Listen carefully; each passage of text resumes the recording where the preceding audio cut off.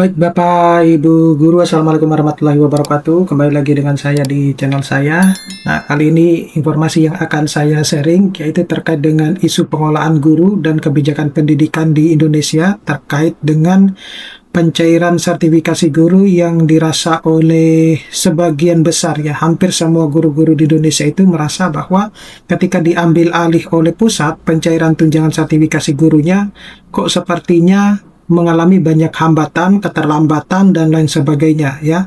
Sehingga Bapak Ibu guru itu mungkin merasa kecewa dengan kebijakan yang ada, yang pada akhirnya berdampak kepada keterlambatan atau tertundanya pencairan tunjangan guru yang seperti Bapak Ibu rasakan saat ini, ya, yang tidak merata meskipun sebagian juga sudah ada yang menerimanya.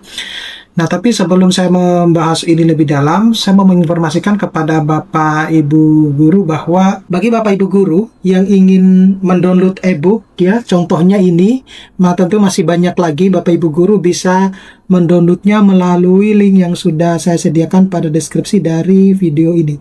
Nah, Bapak Ibu guru kalau sudah mendownloadnya, diharapkan untuk menyimpan linknya, karena update-update terkait dengan buku guru maupun buku siswa mulai dari SD sampai SMA maupun yang sederajat, ya, termasuk madrasah, kemudian buku-buku PAUD, cerita dongeng, dan modul PPG dan lain sebagainya, itu akan terus diupdate oleh tim, ya. Jadi Bapak Ibu guru bisa mendownloadnya dan menyimpan linknya, karena nanti sewaktu-waktu Bapak Ibu guru bisa cek lagi, nanti setiap dicek nanti ada updateannya. Baik Bapak Ibu guru, saya lanjutkan. Jadi latar belakang saya membuat video ini antara dualisme pengolahan guru, ya, di mana ada kewenangan pusat dan daerah yang tidak sinkron, ya. Jadi seperti kita ketahui bahwa pada tahun-tahun sebelumnya, sebelum tahun 2025 itu, pencairan tunjangan sertifikasi guru itu kan disalurkan melalui daerah dulu, dari pusat, kemudian ditransfer ke daerah, baru daerah mentransfernya ke rekening Bapak Ibu guru. Nah, di tahun 2025 kebijakan itu dirubah, yaitu diambil alih oleh pusat, di mana dengan maksud agar pencairan itu lebih cepat, kemudian karena melewati daerah tadi, ya, instansi daerah. Nah, tapi kenyataannya apa yang dirasakan oleh Bapak Ibu guru itu merasa bahwa ketika diambil alih oleh pusat itu justru membuat pencairan itu menjadi semakin lambat, ya. Jadi tidak seperti ketika masih dialihkan ke daerah-daerah. Nah, itu yang banyak dirasakan. Jadi dualisme ini itu menyebabkan munculnya berbagai kebijakan yang tidak sinkron, bahkan kontradiktif, terutama dalam pengangkatan guru, kemudian perencanaan formasi guru, ada penempatan atau redistribusi para guru, pengembangan kompetensi maupun penugasan, ya, misalnya pengangkatan kepala sekolah.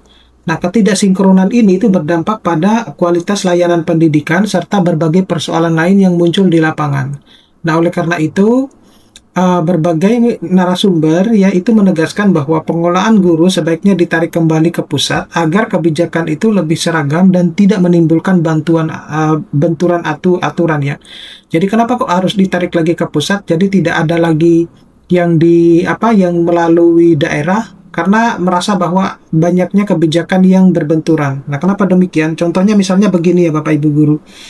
Kalau Bapak Ibu guru mengumpulkan data yang kemudian divalidasi oleh daerah, itu sudah merupakan sesuatu hal yang memperlambat proses validasi tersebut, ya. Kenapa demikian? Karena tidak semua daerah itu kinerjanya bagus, ya, atau lebih sigap gitu. Jadi ada yang kinerjanya lebih bagus, sigap memperhatikan Bapak Ibu sendiri.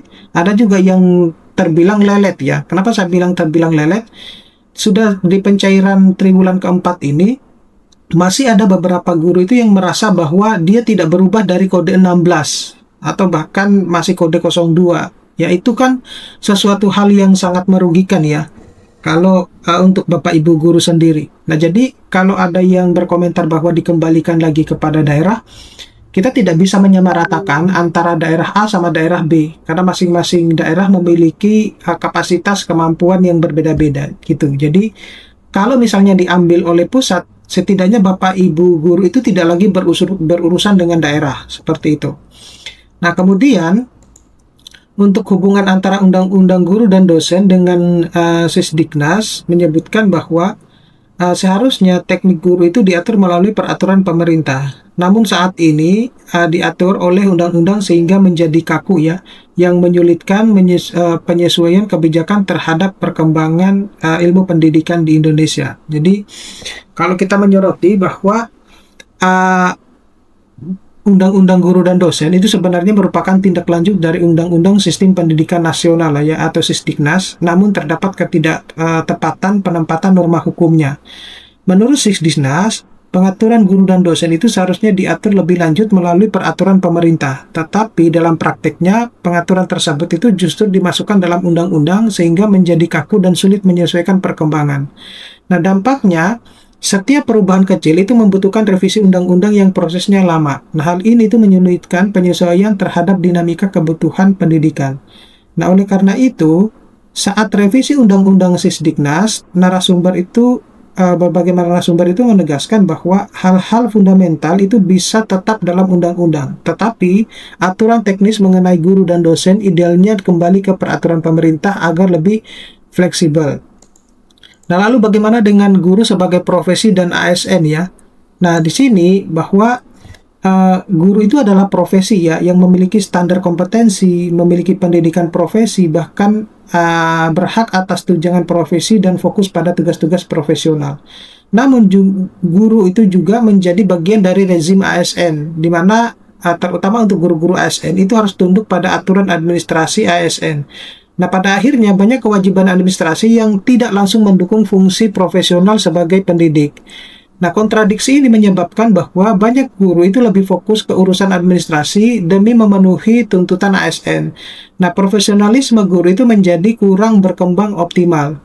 Nah, beberapa orang itu menyarankan bahwa pengaturan terkait dengan guru itu perlu bersifat lex flex spesialis ya, atau aturan khusus sebagai profesi yang memiliki karakteristik berbeda di ASN pada umumnya.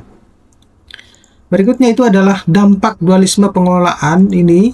Jadi beberapa masalah yang muncul akibat dualisme kewenangan pusat maupun daerah. Yang pertama itu adalah pengadaan dan pengangkatan guru ya. Jadi ada guru yang diangkat oleh daerah tanpa koordinasi pusat. Bahkan ada sekolah yang mengangkat guru honorer sendiri tanpa sistem terdata.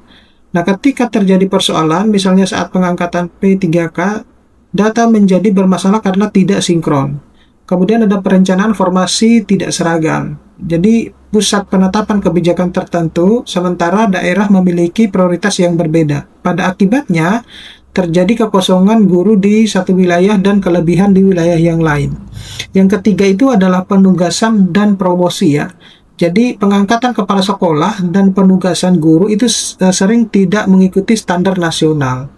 Dan yang keempat itu adalah retribusi atau guru ya, retribusi guru termasuk P3K, di mana ada persoalan teknis dalam mendistribusikan guru P3K termasuk yang mengajar di sekolah swasta. Selanjutnya itu adalah implikasi terhadap tunjangan dan kebijakan Bapak Ibu guru. Jadi untuk implikasi ini bahwa dikaitkan dengan konteks ya pada bulan November ini, terutama seperti pada proses pencairan tunjangan profesi guru yang triwulan keempat sudah berjalan, triwulan ketiga juga belum selesai. Dampak bila pengolahan guru itu ditarik pusat, maka dengan sentralisasi bahwa sistem pendataan menjadi satu pintu, validasi persyaratan tunjangan itu lebih konsisten, dan kebijakan lebih seragam hingga diharapkan mempercepat dan menerbitkan pencairan tunjangan. Nah, namun tidak sama sekali membahas secara teknis tanggal atau mekanisme pencairan. Nah, hanya membahas konteks kebijakan yang melatar belakangi isu tersebut.